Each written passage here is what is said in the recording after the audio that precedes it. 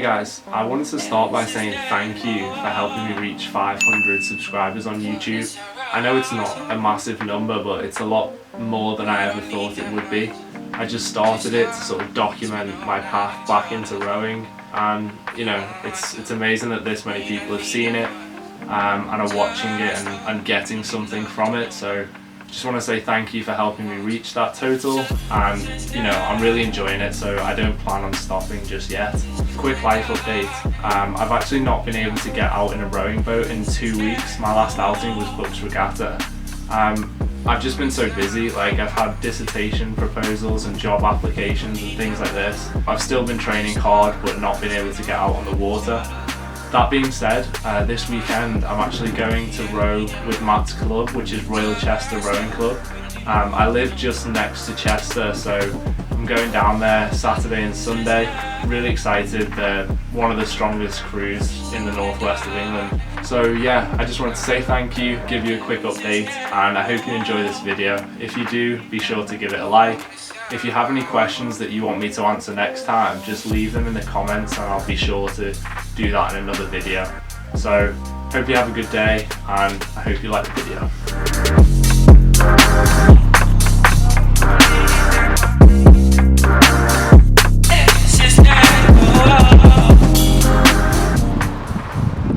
So the first question's from Sinjin Ghost, who asked me, why do I row? A very broad question. Why is it worth waking up at 6 AM?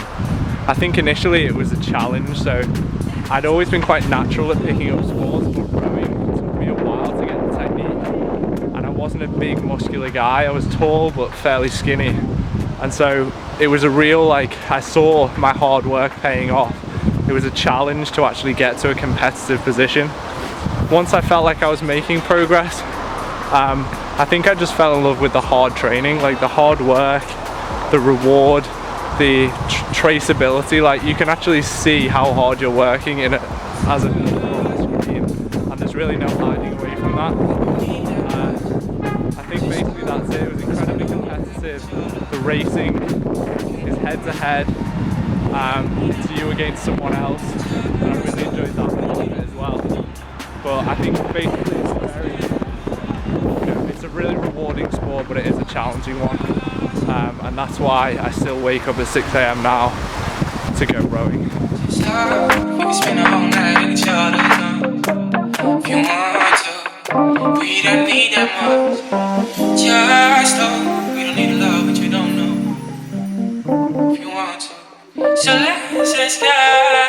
So Joseph asked me what kind of training I do. It really depends on the actual season that I'm preparing for. So if it's in the winter, then I'm going to do probably 3 ergs, and they might all be longer and sort of steady state UT2. So typically I do maybe a 10k, 1 hour, both at rate 18, and then probably a 30 rate 20 almost every week. So that's a little bit of a harder one, but it's good to sort of exert yourself and track progress with that erg.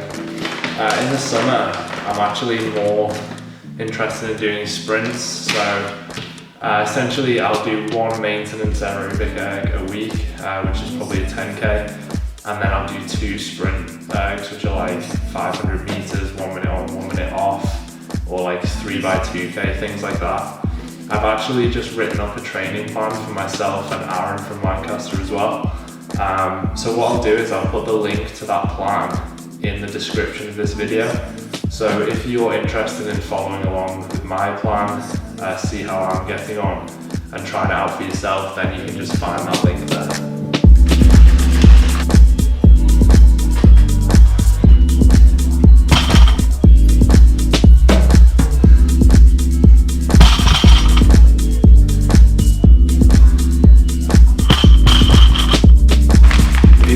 This stuff, you're genuinely missing out on life. This is probably the best, easiest student rower meal out there.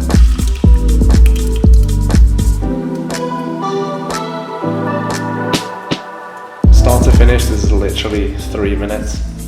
It's got carbs, deliciousness. Probably 1 of your 5 a day, at least. It's great.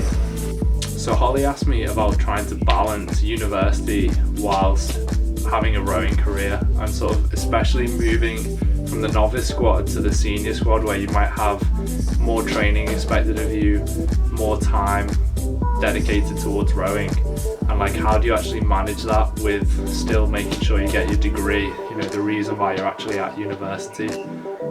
For me, I definitely found it hard. There was an adjustment period. I think the first term of my senior year I struggled to balance it, to be honest, and I almost ended up dropping out of rowing. Like luckily I sort of got my act together and saw that life without rowing wasn't as free and as fun as I actually thought it might be.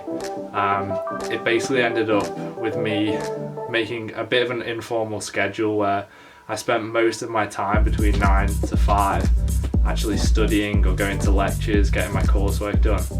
And either side of that I would fill it with rowing training, whether that was an erg, a weight session, or you know, an outing on the river. I think this separation is really important, so you can actually have a distinction between when you should be working and when you should be dedicating time to rowing.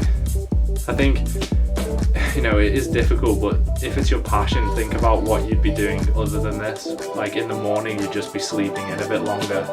In the evening you'd probably be sitting around in your room, you might be going out, partying more. Like definitely have fun. I had a lot of fun in my undergraduate degree, but I think like ultimately you'll look back and remember the times that you really put into rowing, and you'll think about all the things you got back from doing that. Like make sure you enjoy yourself, but I think it's definitely possible to have a good social life, a rowing career, and you know, still get your university degree, which you're there for.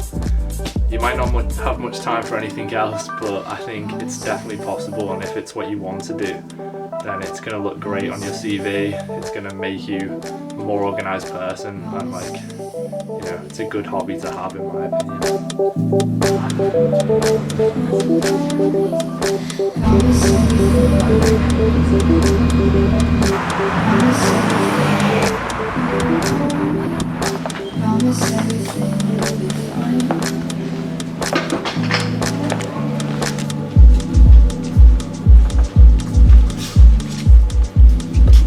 6:35, mate.